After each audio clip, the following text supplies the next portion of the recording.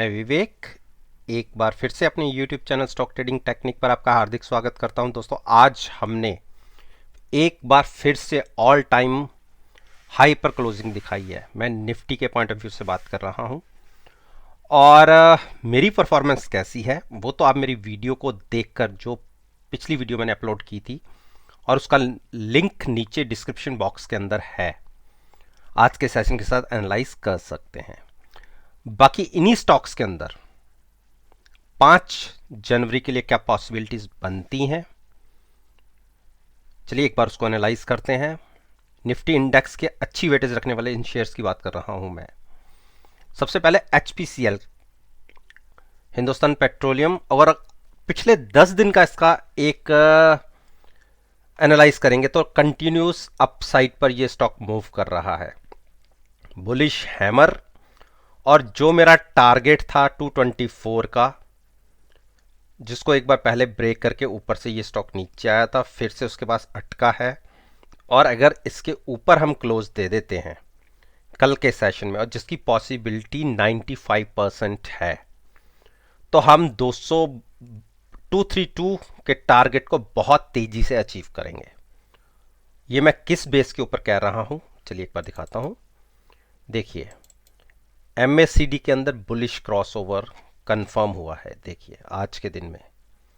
इसलिए मैं कह रहा हूं कि इसके अंदर एक अच्छी बड़ी मूव 10 to 15 पॉइंट्स की हमें देखने को मिल सकती है।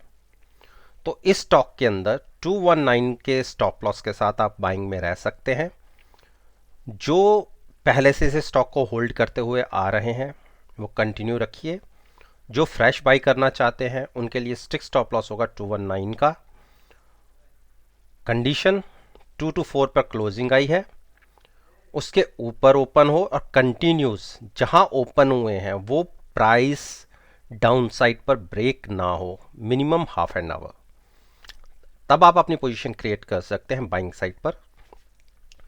232 के टारगेट्स होंगे और पॉसिबिलिटी है कि हम 1 या 2 दिन के अंदर उसको अचीव कर लें। शॉर्ट अभी मत सोचिएगा। आईटीसी ने एक, हम ये कह सकते हैं कि जो कल या फ्राइडे का हाई था वहीं पर क्लोजिंग आई है। गए ऊपर, ओपन जरूर हुए, उसके बाद ऊपर भी गए 216 तक, लेकिन एक सडन डिप देखी गई स्टॉक मार्केट के अंदर, तब लो लगा 212 का और क्लोजिंग मिली हमें 214 पर। अब यहां से क्या, बिल्कुल अच्छा क्वेश्चन है कि अब हमें यहां से करना क्या है। देखिए, स्टॉक के अंदर बेरिश ट्रेंड कंटिन्यू चल रहा है, लेकिन अब धीरे धीरे करके बेरिश ट्रेंड जो था वो थोड़ा से स्ट्रेंथ में तब्दील हो रहा है। अभी तो नहीं मैं कह सकता कि ये एक बुलिश कंफर्मेशन है क्रॉसओवर की, लेकिन पॉसिबिलिटी 80% कंफर्म होती दिख रही है। और जब 80% हमें कंफर्म होती दिखती है तो हम मान के चलते हैं कि हमें पॉजिटिव साइड पर रहना चाहिए। पॉजिटिव साइड पर रहने के लिए आपको 209 का एक प्राइस है, उसके स्टॉप लॉस के साथ बाइंग में बैठ सकते हैं। अगर हम पॉजिटिव ओपन हुए तो बिल्कुल बाइंग में रहिए, लेकिन अगर हम नेगेटिव साइड पर ओपन हुए तो शॉर्ट नहीं करना, लेकिन फिर बाइंग भी नहीं करनी, क्योंकि शॉर्ट के प्राइसेस ये नहीं है। शॉर्ट का प्राइस बनता है 207 का। हिंडाल्को, देखिए हिंडाल्को ने कैसी एक बड़ी कैंडल जनरेट की है।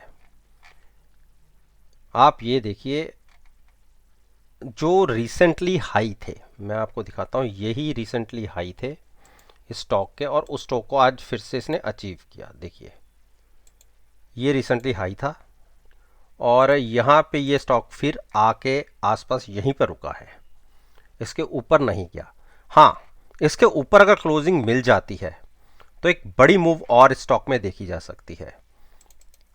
देखिए, बुलिश क्रॉसओवर होता हुआ दिख रहा है, मैं आपको दिखाता हूँ। ये देखिए, ये यहाँ से हमें बेरिश कंफर्मेशन मिली थी और यहाँ से आप देखिए एक बुलिश स्ट्रेंथ क्रिएट हो रही है और यहाँ कंफर्मेशन हमें मिल सकती है। पॉसिबिलिटी 90% कंफर्म मान के चल रहे हैं हम, 10% तो मैं भी कुछ नहीं कह सकता।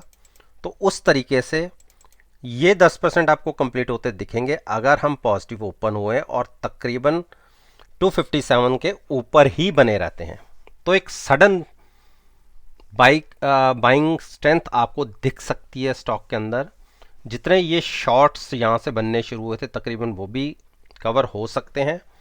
तो आप बाइंग 257 के अबव जाकर ही इनिशिएट कीजिएगा और स्टॉप लॉस थोड़ा सा आपको दूर का रखना होगा 243 के आसपास का, तो आप बाइंग में रह सकते हैं।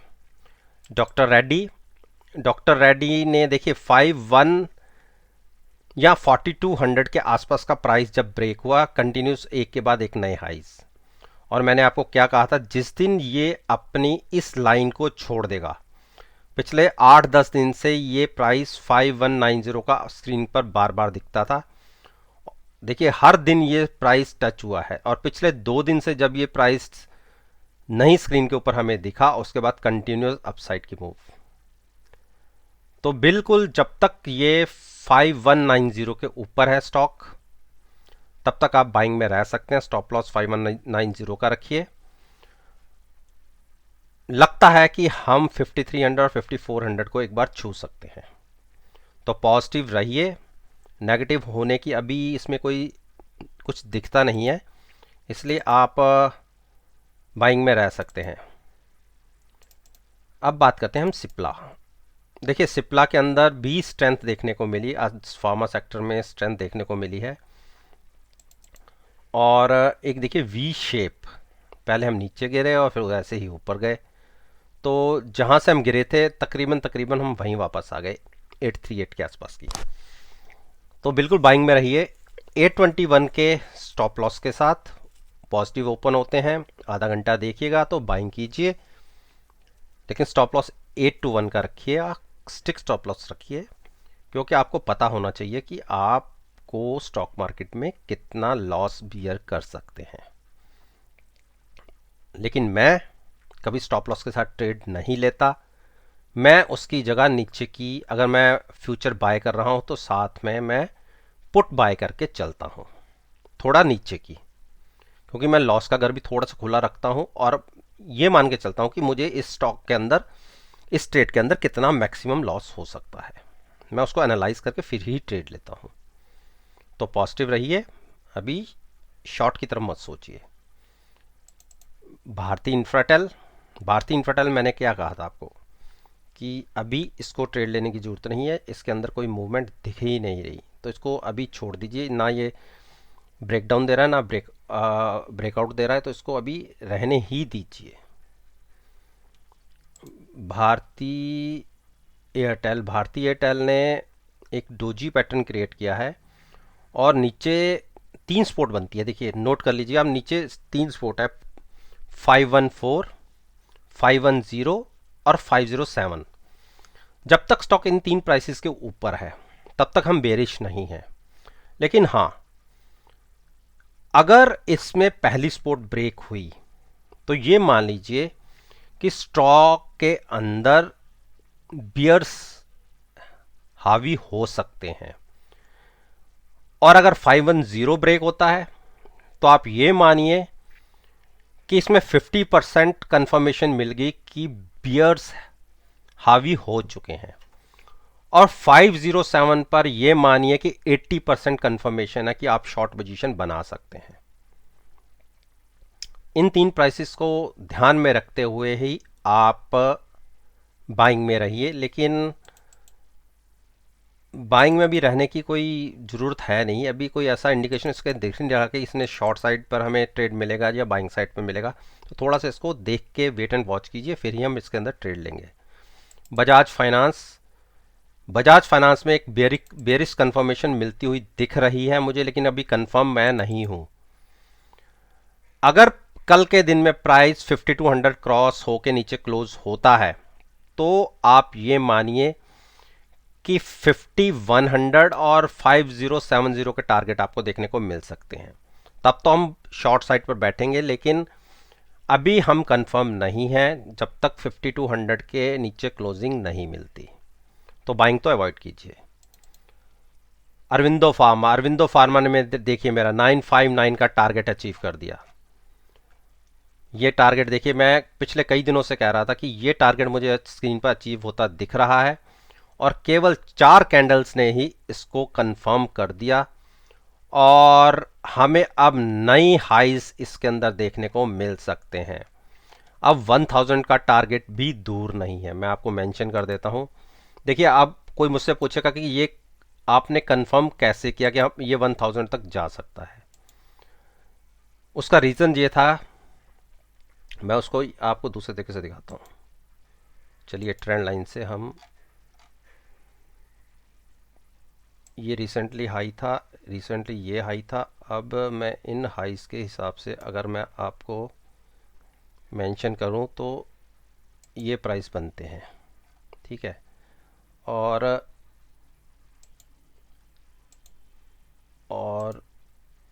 नेक्स्ट हम प्राइस माने